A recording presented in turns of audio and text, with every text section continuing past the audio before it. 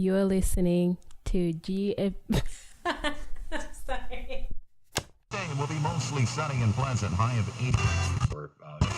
Agree that. You're listening. 당신은 지금 듣고 있습니다. Вы слушаете. Estás escuchando. Una sikiliza. To GPSG Radio. From the Indiana University. El equipo de gobierno de los estudiantes graduados. Graduate and Professional Student Government.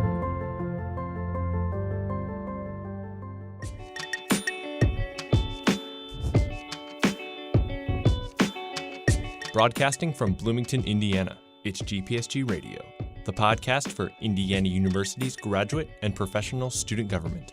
I'm Rick Brewer. Each week on our program, we bring you the latest GPSG news, as well as stories and interviews from around campus, with the mission to help all graduate and professional students better navigate life in Bloomington. Before we get to today's show, an announcement about our music call-out. While the deadline to submit music to GPSG Radio was last week, I've decided to continue accepting music for our Song of the Week segment on a rolling basis. So if you have any music you'd like me to broadcast, send me some MP3 files, and if you're part of a label, also send me your manager's contact information. My email address is gpsgcdc@indiana.edu, and you do not have to be from the Jacobs School of Music in order to submit this music. I accept any genre and any type of music, so please send away.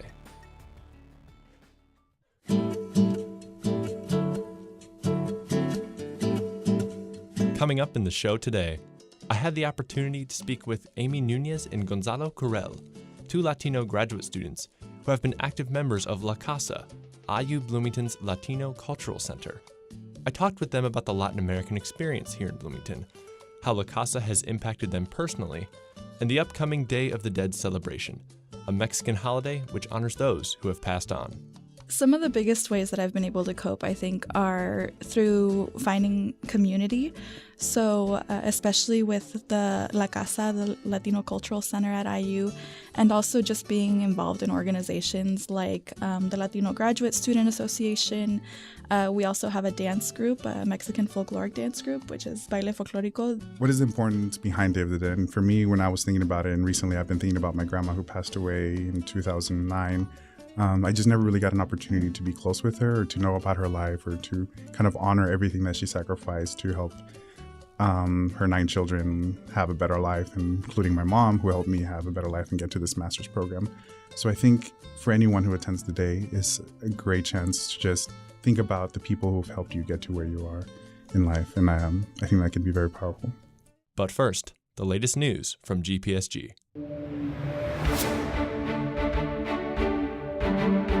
This is Shay back with the news, and this week we have a very exciting tour happening at the Lilly Library. It starts at 2 p.m. and you'll have a chance to see some of the one-of-a-kind pieces that we have right here on campus. That's at 2 p.m. on Thursday, October 26th. And then the very next day are our second advocacy committee meetings of the month.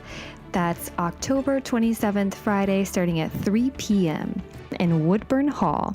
Room numbers will be a little bit different, so be sure to check your emails for a message from your officers. That's all for the news.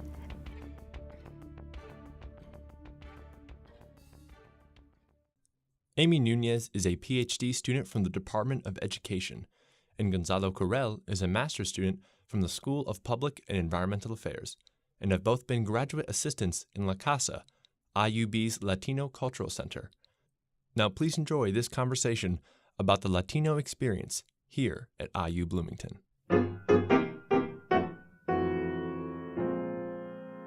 Explain exactly what La Casa is and what you guys do. Sure, no problem. So La Casa is just basically an open space for Latinos and for anyone who wants to stop by at our place to just feel welcome, to feel at home. We have a lot of programming throughout the year that's culturally based, but then also that just highlights opportunities for students. For example, next week we're having a study abroad panel for students interested and who might be interested in studying abroad. We're also having a graduate student panel November 8th for students undergrads who may be interested in studying and going to grad school. So it's also cultural, but it's also just a place where people can get resources. And our director, Lillian, is amazing. She knows like everybody on campus. She works so hard. She's there like minimum 50 hours a week. And I really aspire to be like her, but yeah. Now, Bloomington, a lot of people say, is sort of an exception to Indiana. Talk about your experience living in Bloomington thus far. Yeah, I mean, I would say that Bloomington is kind of like this pocket in Indiana, right? That's a little different. But that's not to say that Bloomington doesn't have its issues as well, right? So I mean, you know, I've had experiences where I've been walking with friends and people chant things at us. Yeah, in that regard, it's been, you know, I've had some negative experiences, but I think in general, it is different than the rest of the state. How have you been able to cope with maybe some of those negative experiences that you've had? Some of the biggest ways that I've been able to cope, I think, are through finding community. So especially with the La Casa, the Latino Cultural Center at IU, and also just being involved in organizations like the Latino Graduate Student Association. We also have a dance group, a Mexican folkloric dance group, which is Baile Folclórico de IU. And also just being involved in Andaki Hoosiers Bloomington. And those have been safe spaces for me where I know I can be myself and, just cope. Why did you want to become involved in this organization?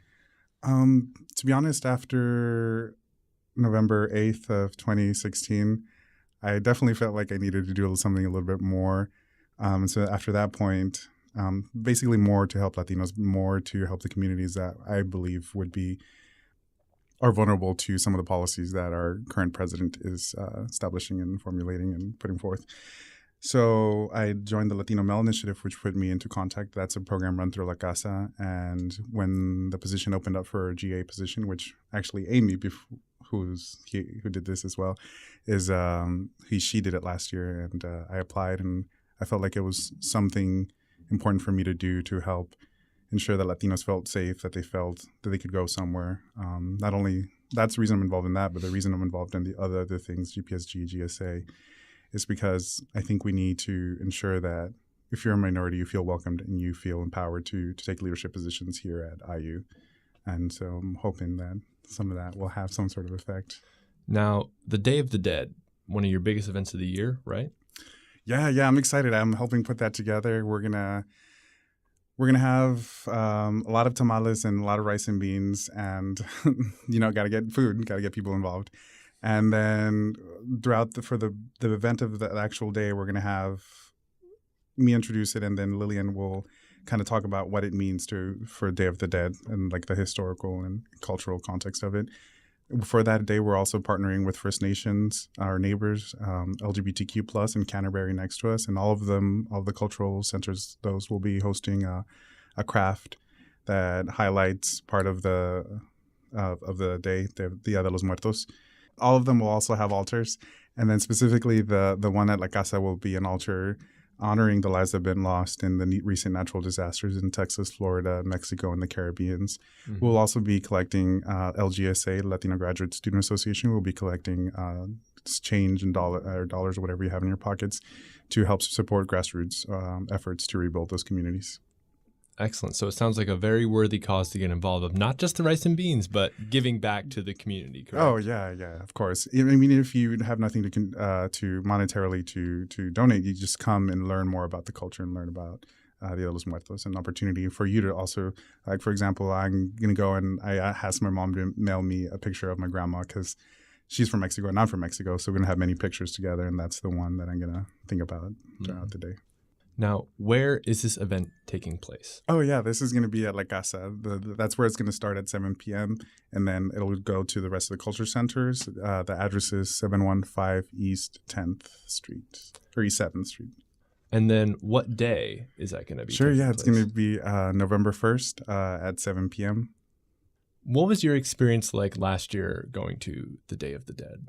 Yeah, so I actually helped organize the event last year, and it was a really great time. I think that it was a great collaboration. Every year, it's a great collaboration between La Casa, the LGBTQ plus cultural center, for the First Nations Cultural Center, and the Canterbury House.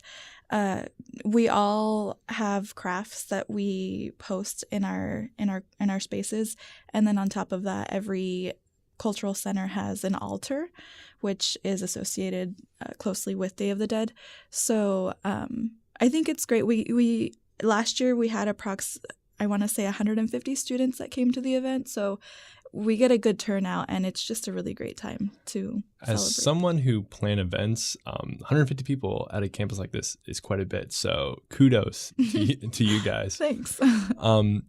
Why do you think it would be worth someone's time to come? Maybe someone who's not Latin American, maybe somebody who is Latin American but hasn't really ever been involved with you guys before. What do you think they would take away from this experience? No, yeah, I think that's a great question. I think I was recently thinking about this last week. I was like, what is the importance behind Day of the Dead? And for me, when I was thinking about it, and recently I've been thinking about my grandma who passed away in 2009, I just never really got an opportunity to be close with her or to know about her life or to kind of honor everything that she sacrificed to help her 9 children have a better life, including my mom, who helped me have a better life and get to this master's program.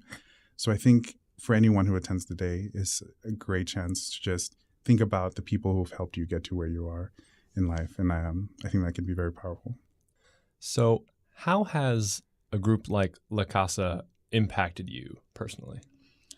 I think for me, even just being in that space is really helpful for me, because going to a campus that's a predominantly white institution, it can be hard sometimes to feel like I can express my culture or be with others that understand my cultural background.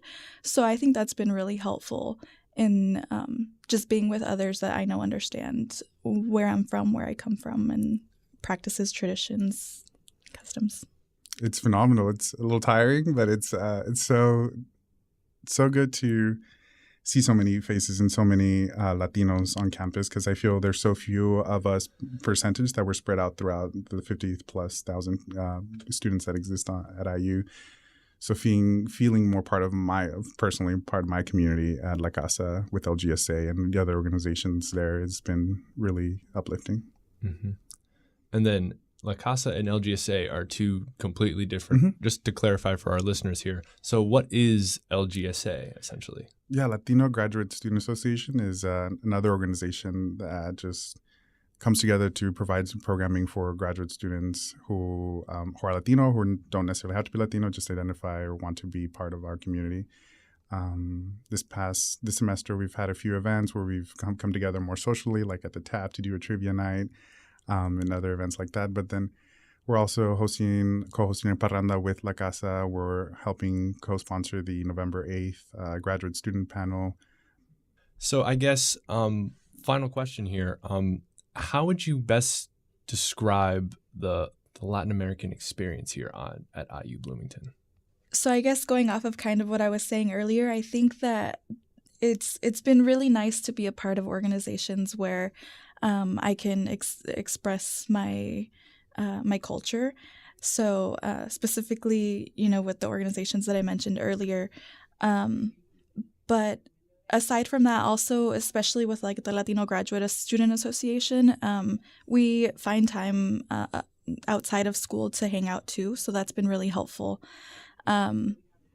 But yeah, other than that, it can be hard. It can be lonely on this campus sometimes when you don't see people who look like you teaching classes or just walking down the street. So, but like I said, I think it's been helpful to have those organizations and those safe spaces that I can be myself.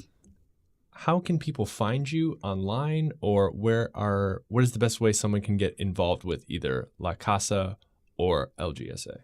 Yeah, for LGSA, you can email us at lgsa@indiana.edu or look for our Facebook page where we post a lot of our events as well, our Facebook page, yeah. And for La Casa, we're always welcoming to guests. We'll give out tours to anyone who wants to and who visits our house. And our Facebook page, of course, as well. And we're also getting better with our Instagram and Snapchat to make sure, keeping up with the young kids. Excellent. Well, Gonzo, thank you so much for coming on GPSG Radio. Sure, no problem. Thank you.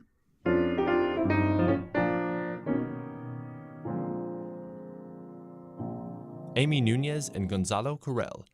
Once again, the Day of the Dead kicks off at 7 p.m. on Wednesday, November 1st, starting at La Casa. The address is 715 East 7th Street, directly across from Dunn Meadow. That's about all the time we have left here on GPSG Radio. Don't forget to tap subscribe on your favorite podcast app to receive weekly automatic downloads of GPSG Radio. New episodes publish every Tuesday. GPSG Radio is produced and hosted by me, Rick Brewer, with contributions from Shay Smock, Enos Nassar, and music help from Craig Davis and Lauren Gaynor. Next week on GPSG Radio.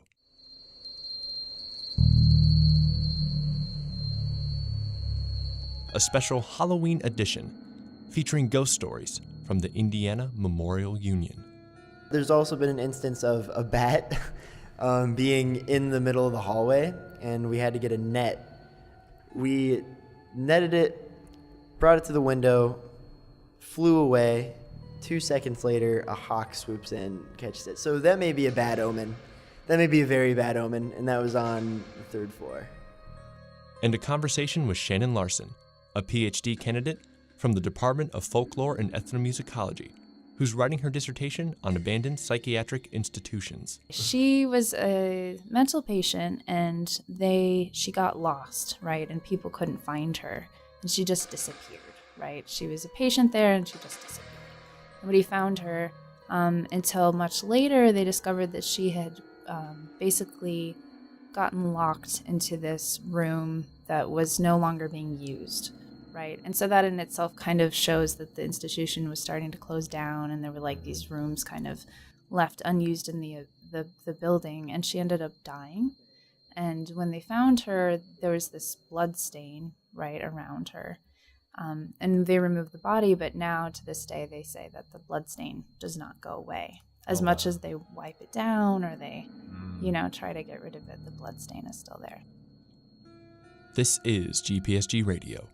I'm Rick Brewer.